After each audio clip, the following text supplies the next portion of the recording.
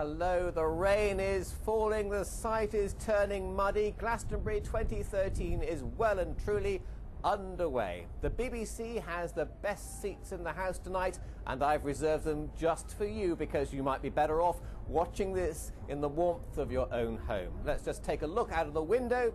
As you can see, the rain is falling sort of steadily. It's been happening since about lunchtime. A whole tented city has been created here. We're expecting up to 200,000 people over the weekend.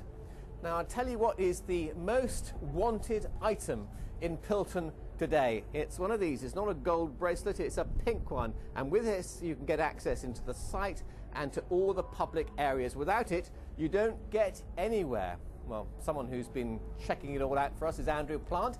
He's been looking at what's going on, especially at night, and he joins me from down below right now. Hello, Andrew.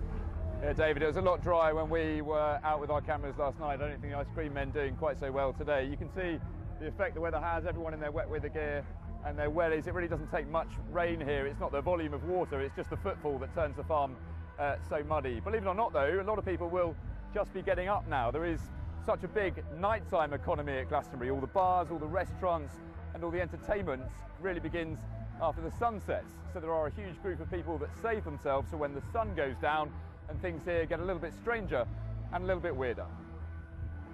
For thousands of Glastonbury goers, the bands take a back seat, and only after sunsets can you see this festival's freakier side.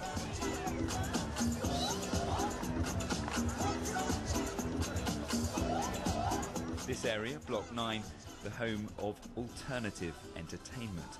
A tube train in a tower block opposite a New York tenement, complete with crashed cab. An apocalyptic scene full of people, performers and scary clowns. I mean, I've seen pictures of this and this is amazing. I wasn't expecting it to be this full on. During the day it's just kind of a bit, I don't know, woozy, whereas now it's just, I don't know, it's completely alive.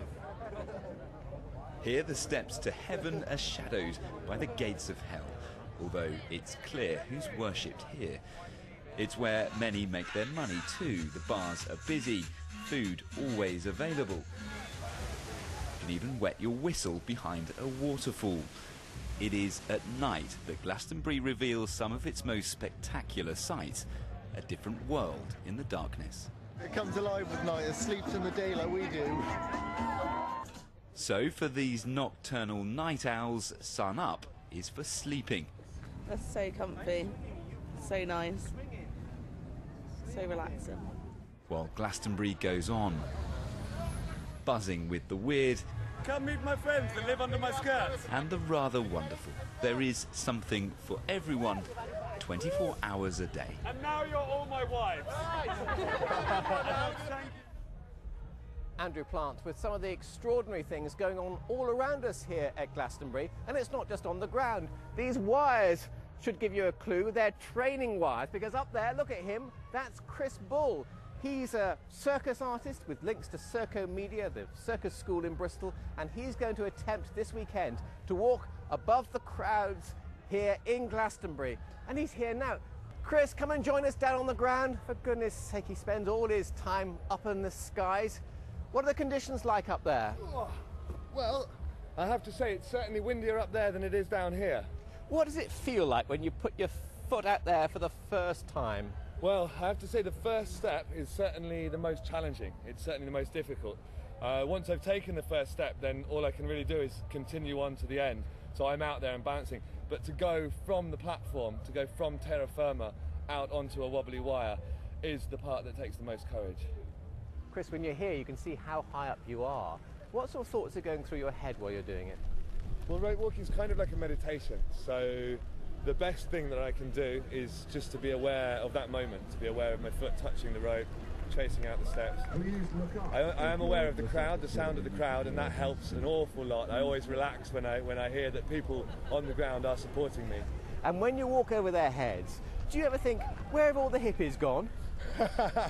Well, I know a lot of them will be up at the Stone Circle field, but I'm sure a few of them venture down to give me some support. Some old friends will be here cheering me on, I'm sure.